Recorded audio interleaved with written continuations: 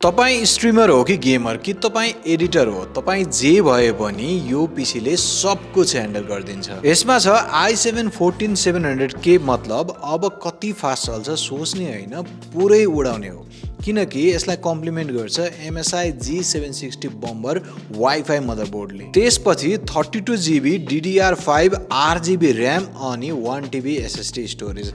सबसे हिरो भनेको यसको ग्राफिक्स कार्ड हो, which is Asus Prime NVIDIA RTX 5070 Ti 16GB।